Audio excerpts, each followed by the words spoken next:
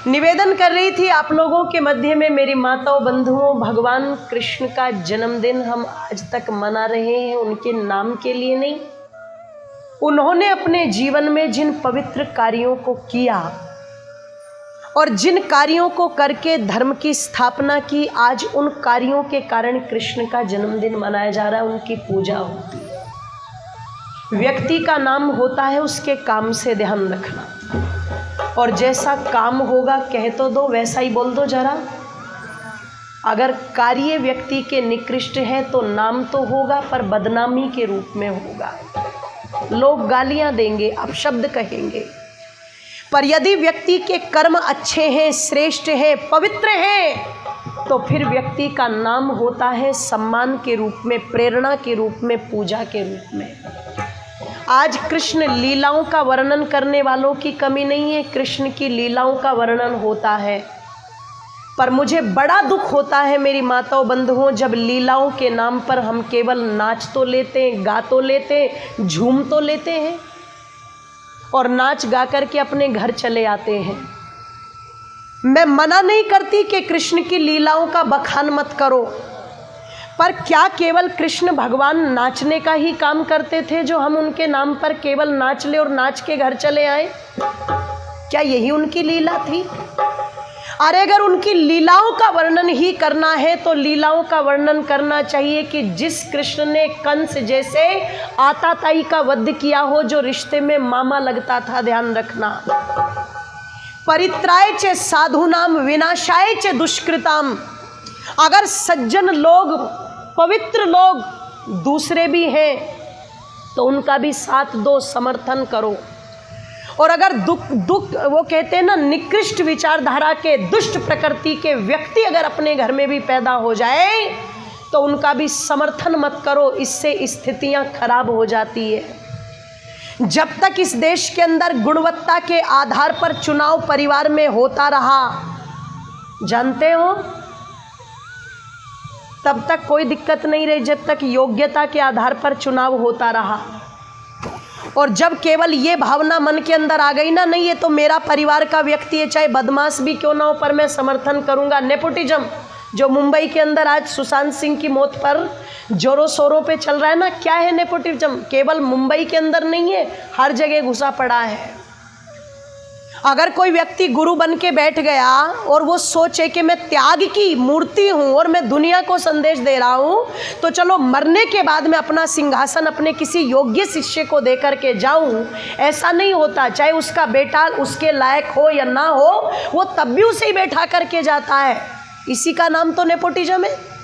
यहाँ योग्यताएं धरी की धरी रह जाती है। कृष्ण क्या कहते हैं?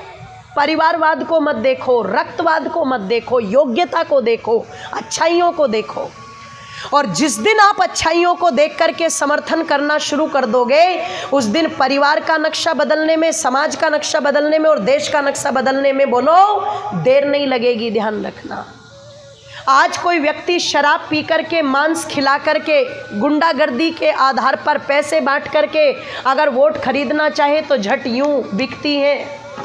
और अगर कोई व्यक्ति ये कहे कि भैया मैं चुनाव लड़ रहा हूँ पर मैं शराब नहीं पिलाऊंगा, मुर्गे नहीं खिलाऊंगा, मांस नहीं खिलाऊंगा, पर मैं काम जो करूंगा वो बिल्कुल अच्छे करूंगा, सबके हित में करूंगा, ईमानदारी से कह दो घरौंडा वासियों, जीतेगा कौन? बोलो, वो जो पहले वाला है, वो जो पहले वाला है। जानते हो क्यों?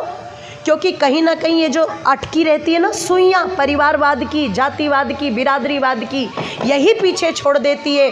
अरे कृष्ण की लीला थी जिनके सामने अर्जुन खड़े होकर के कहता है कि माधव, तुम कहते हो मैं अपने दादा पर बाण चलाऊं, अरे इस दादा ने मुझे गोद में खिलाया है, इस दादा ने मुझे धर्म का पाठ पढ़ाया है।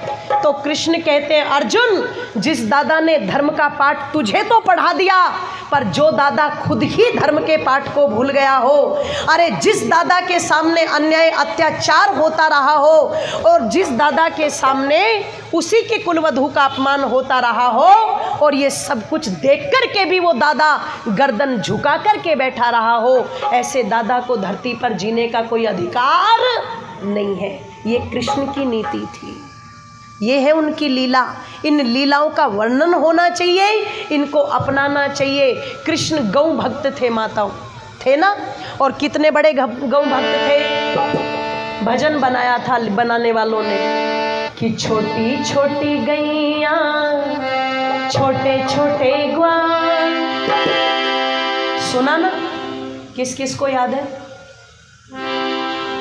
छोटी छोटी गैया छोटे छोटे ग्वाल, छोटो सो मेरो बदन गोपाल। छोटी छोटी गैया छोटे छोटे ग्वाल, छोटी छोटी गैया छोटे छोटे ग्वाल, छोटो सो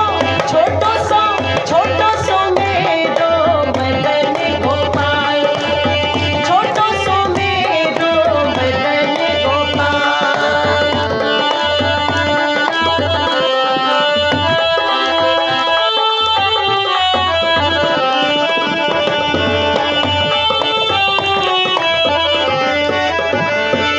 घास खावे गैया दूध पीवे ग्वाल, घास खावे गैया दूध पीवे ग्वाल, माखन खावे मेरो बदन गोपाल। हेरी माखन खावे मेरो मदन गोपाल।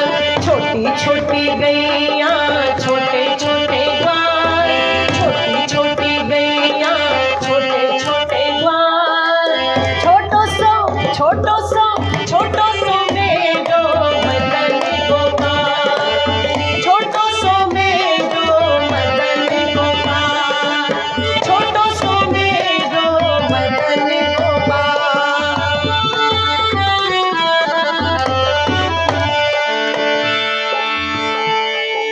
गोरी गोरी गैया गोरे गोरे ग्वाल, गोरी गोरी गैया गोरे गोरे ग्वाल, श्याम वरण मेरो मदन गोपाल। हेरी श्याम वरण मेरो मदन गोपाल। छोटी छोटी गैया छोटे छोटे ग्वाल, छोटी छोटी गैया छोटे छोटे ग्वाल, छोटो सो मेरो मदन गोपाल, छोटो सो मेरो मदन गोपाल, छोटो सो मेरो मदन गोपाल, छोटो सो मेरो मदन गोपाल। वर्णन किया है कवि ने कि छोटे से कृष्ण जी, छोटे से बाल सखा उनके, और गायों के साथ में इस गीत के साथ वर्णन किया गया। माने कि जहाँ पर कृष्ण है वहाँ पर गौ माता का नाम ना आए, ऐसा तो हो ही नहीं सकता, है ना।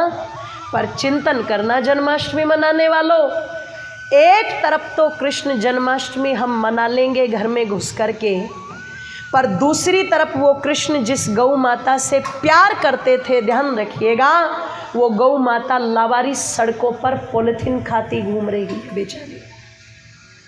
पॉलिथीन खा खा करके पता लगा कुछ लोगों ने कुछ चीज़ें खाने की पॉलिथीन में डाल दी, घर का जो कांच था वो कांच पॉलिथीन के अंदर डाल दिया और उसको कूड़े में भेज दिया, और जहाँ वो कूड़ा पड़ा गौ माता उसी ढेर पर लगी। उस भोजन के चक्कर में पता नहीं कितनी गायों की बेचारों की जीभ कट गई, उस कांच से पता नहीं कितनी घटनाएं ऐसी हुई। जरा चिंतन करना। लीलाओं का वर्णन किया जाता है तो इस लीला का भी तो वर्णन करो कि जो कृष्ण गायों से इतना प्यार करते थे। अगर हम सच्चे अर्थों में ये कहते हैं कि मैं कृष्ण का भक्त हूँ, जय श्री कृष्णा जय श्री कृष्णा, तो निवेदन कर दूं कृष्ण की जय जयकार तो जब ही होगी ना जब हम उनकी बातों को माने, उनकी मान्यताओं को माने। और अगर हम उनकी मान्यताओं को ही स्वीकार नहीं किया, उनकी बातों को ही नहीं माना, तो चिंतन करना फिर जय जयकार होगी तो कैसे होगी। जरा सोच करके देखना। वो गायों से इतना प्रेम करते थे, हम तो रोज गायों को लावारिस घूमते हुए देखते हैं, और फिर हम दोष किसको देते हैं कि मुस्लिम जो है वो गाय को काट देता है।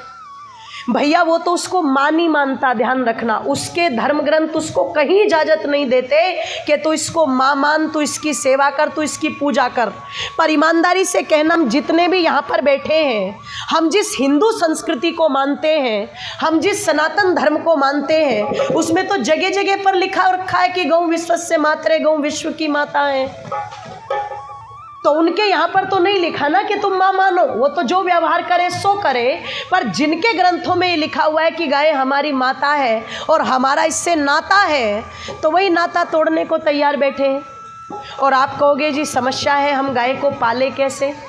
तो मैं पालने की बात नहीं कर रही, पर जो लोग गौशाला खोल कर के बैठे हैं, हम उनका सहयोग तो कर सकते हैं, हम उनका हौसला तो बढ़ा सकते हैं। हम अपने बच्चों के अंदर इतने संस्कार तो पैदा कर ही सकते हैं कि बेटे तुम्हें रोजाना या तो 1 रोटी नहीं तो 1 रुपया गाय के नाम का जरूर निकालना है। आज आपकी युवा पीढ़ी जो आपके संस्कारों से वंचित होकर के पश्चिम की दौड़ में भागी चली जा रही है, आपकी युवा पीढ़ी को आज आपके धर्म कर्म से कोई मतलब नहीं रह गया है। और अगर युवाओं को भगवान याद भी आता है तो बस 2 ही जगह याद आता है। एक कब याद आता है? एक तो तब याद आता है जिस दिन एग्ज़ाम का रिजल्ट आने वाला होता है, उस दिन भगवान याद आता है। या फिर जिस दिन शादी होती है ना, तो मंदिर में ले जाते हैं ना लड़के को, वो क्या कराते हैं, शगुन वगुन, उस दिन याद आता है। और बहू घर में आई तो देवी देवताओं को पूजवाना है, तब याद आता है। बस इतना हमारे जीवन में आज इतना काम रह गया केवल मान्यताओं का, जो अपने आप को हिंदू कहते हैं। नहीं तो पहले अनपढ़ माताएं होती थी घरों के अंदर, पर वो अनपढ़ माताएं भी क्या कहती थी छोटे छोटे बच्चों से, बेटे गाय की रोटी निकालिए, पहली रोटी है, चल गाय को दे करके आ। मुड़ करके नहीं पूछता था बच्चा क्यों गाय को रोटी देनी है, पर गाय के साथ एक रिश्ता उसका जुड़ जाता था, एक श्रद्धा का भाव जीवों के प्रति उसके मन में पैदा हो जाता था। और मेरी माताओं चिंतन कर दूं, ध्यान रखना, गारंटी दे करके कहती हूँ, जिस बच्चे ने बचपन में जीवों का प्रति भाव सीख लिया, गाय को रोटी देनी सीख ली, कुत्ते को रोटी देनी सीख ली, छत पर पक्षियों को दाना देना सीख लिया, मैं गारंटी दे करके कहती हूँ वो बड़ा होकर के कभी भी प्लेट में चिकन तंदूरी या चिकन मसाला ये खाने वाला नहीं है। ध्यान रखें, कभी नहीं खाएगा वो मांसाहारी कभी बन ही नहीं सकता। जिसका लगाव जीवों के साथ बचपन में जुड़ गया, वो बड़े होकर के कभी मांसाहार करेगा ही नहीं। और आज पूरी दुनिया में कोरोना से सबसे ज़्यादा मौतें किन की हुई? शाकाहारियों की या मांसाहारियों की? जोर से बोल दीजिए, मांसाहारियों की। ध्यान रखिएगा, मांसाहारियों की। जो टीवी पर देख करके कहते थे ना, सलमान खान जो है बॉइल्ड चिकन खाता है तो मैं भी खा के ऐसी बॉडी बनाऊंगा, है ना, जो लोग कहते थे उनको देख करके, आज मांसाहारियों की सबसे ज़्यादा हालत ख़राब हो रही है कोरोना की बीमारी से। और जिन लोगों का शुद्ध खान पान है बिल्कुल, उन्हें डॉक्टर तुरंत डिक्लेयर कर देते हैं आपका इम्यूनिटी सिस्टम बिल्कुल अच्छा है, कोई दिक्कत नहीं है, कोई परेशानी नहीं है। तो निवेदन आप लोगों के मध्य में कर दूं, भगवान कृष्ण तो इतना प्यार गौ माता से करते थे, वो कहते थे गाय मेरे आगे हो, गाय मेरे पीछे हो, उनका दूध मेरे हृदय में हो और मैं सारा दिन गायों के बीच में निवास करूं। पर आज कृष्ण के मानने वाले क्या कहते हैं जानते हो? मुर्गे मेरे आगे हो, मछली मेरे पीछे हो और अंडे मेरे हृदय में हो और मैं कुत्तों के बीच में निवास करूं। ध्यान रखना, आज ये कहा जाता है। तो वास्तव में अगर चाहते हो कि हम कृष्ण लीला देखें, तो लीला उनकी क्या है? गौ माता से अत्यंत प्रेम, मातृशक्ति का इतना सम्मान। आज कोई उनके नाम पर कितना भी लांछन लगा दे,